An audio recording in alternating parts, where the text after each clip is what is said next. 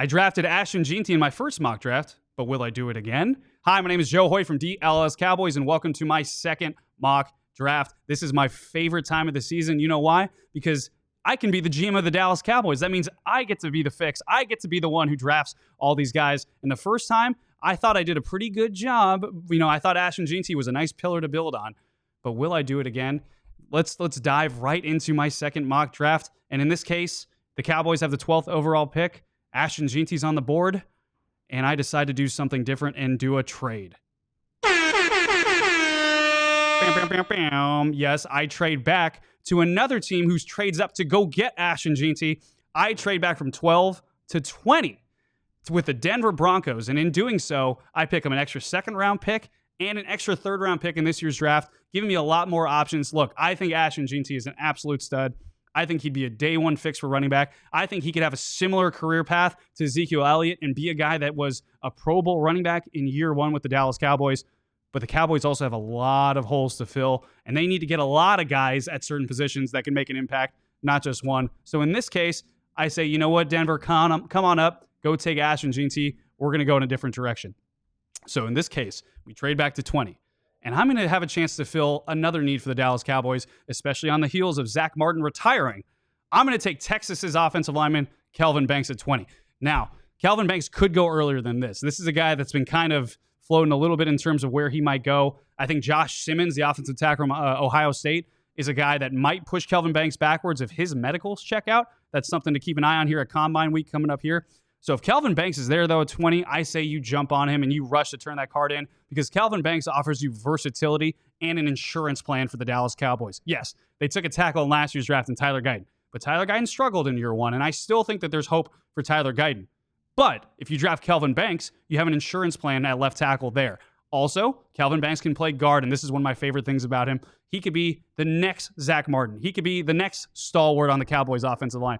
He could be the next guy that handles the right guard for the next decade. I think Kelvin Banks would be fantastic, and if he's there at 20, you picked up an extra second-round and third-round pick on top of it. That would be an amazing deal for the Dallas Cowboys. All right, we didn't take Ashton Jeanty in round one, but we do find our running back of the future and the now in round two. We take Iowa's Kaleb Johnson at 44. I think Kaleb Johnson, it's either him or Omarion Hampton when you talk about who the second best running back in the draft is. Omarion Hampton, I think, could go in the first round. But Kaleb Johnson could be there at 44. And one of the things I love about Kaleb Johnson is his size and versatility. This is a 6', 225-pound guy, comes from a pro-style offense at Iowa. This is a guy that can bring the physicality, but he's also got a little bit of an agile, nimble attitude. He's a guy that has the ability, I think, to play in the pass receiving game. He's someone that I think could be a full-time, all-feature back for the Dallas Cowboys that you might get in the second round. So, yes, I don't think he's Ashton Jeanty, but I do like Kaleb Johnson a lot, and I think he answers what the running back need is for the Dallas Cowboys right away. All right, 52. Yes, remember, we traded back, so we get an extra second-round pick, and I'm going to go to Ohio State, and I'm going to get ourselves a defensive end.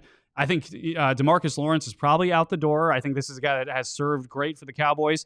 They drafted a second-round defensive end last year in Marshawn Nealon, and I think the Cowboys are going to do it again in this case. They take JT Tiumoloau from Ohio State. This was a 5-star recruit, one of the best prospects in the country, went from Washington to Ohio State, and then he was fantastic there. Him and Jack Sawyer were fantastic on that Ohio State defensive line. One of the big reasons why the Ohio State Buckeyes are now the national champions. I think this is a guy that we talk about run defense in Matt Eberflus's system, and we talk about guys that can kind of get upfield and make plays, and I think JT is a guy that can do that for the Dallas Cowboys. I think he's not a 3 technique. He's still kind of an edge defensive end type of guy. So I still think you're going to have to get that 3 technique later. But I think JT is someone that would be too good to pass up in the second round. All right, moving on to round 3. And remember when I said they still got to get that 3 technique? Well, round 3, you're not going to maybe get the dominant defensive lineman who could step in day one and be the dude. But you might be able to get a guy that could project to be the dude. So why not go back to Texas? We took Kelvin Banks in round 1. And this time we're going to take Alfred Collins, defensive tackle from Texas. This is a guy that has all the ability in the world. He is huge. 6'6", over 300 pounds. This is a guy that just started to figure things out this year for the Texas Longhorns. He's a big reason why they made a run in the CFP. He's someone that has a lot of projectability. I saw NFL.com compared him to Javon Kinlaw. That's a guy that the 49ers took in the first round a few years ago. Didn't really figure it out, but he has still a lot of ability. I think Javon Kinlaw is a guy the Cowboys could target in free agency. I think Alfred Collins comes in and gives you the projectability to be a 3 technique kind of nose tackle of the future for the Dallas Cowboys. That's someone, when we talk about run defense, Dallas has to stop the run. Matt Eberflus talked about it. All the assistants talked about it.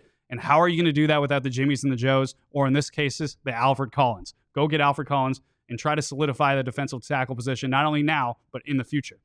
All right, round 3, pick 84. This is our final pick of this mock draft. And again, thank you so much. Before we get to that mock draft, I want you guys to sign up to be a diehard today. We have a deal going on right now, $48 for the entire year. That gets you a free t-shirt, which is basically, have you seen the prices of t-shirts these days? That's a deal to get a free t-shirt with this deal. You get access to the Discord lounge where we're going to talk draft and all this stuff. You get access to Fran Duffy's draft guide, which is, you're going to see a lot of these position rankings on this video. That's where we're getting these position rankings. Fran Duffy is doing an excellent job. He's been going to the Shrine Bowl, Senior Bowl, Combine. He is doing an awesome job. You get access to all his thoughts. And the cool thing about that draft guide, it's ever evolving. That means if a guy is moving up the draft board, Fran Duffy's going to move him up the draft board if he likes him. So stay tuned for that. It's time to be a diehard and get to it. All right. Back to the final pick, though. Remember, we traded to get an extra 3rd rounder when we moved back from 12 to 20. And in this case, I think we need to get someone who has the projectability to be the Robin to CeeDee Lamb's Batman, okay? And in this case, we're going to go get TCU's Savion Williams. I think Savion Williams at 6'5". If you listen to our show, you hear Pop, Clarence Hill talk a lot about how we need a big body receiver. Well, Savion Williams could be that for the Dallas Cowboys. I think they need someone that could play outside, someone that allows CeeDee Lamb to still kind of own the slot and move around while also having a threat outside, so you're not letting some of these corners kind of creep into the middle in terms of zone coverage.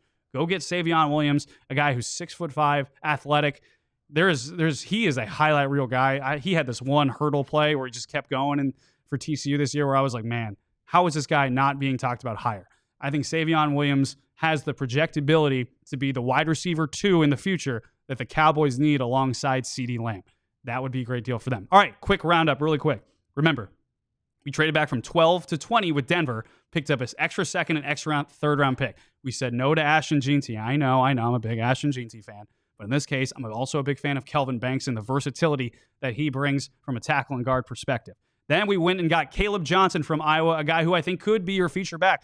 Again, not Ashton Jeanty, but someone who could step in day one and potentially rush for 1,000 yards behind this Cowboys offensive line, now with Kelvin Banks in the fold too.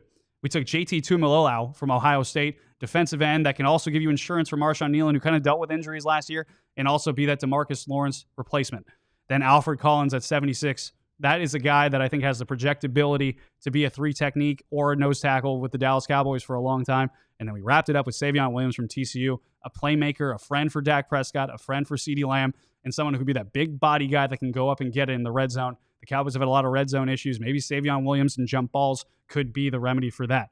All right, guys, that's my second mock draft. We're definitely going to have more of these because I'm having a lot of fun. I'm loving doing mock drafts.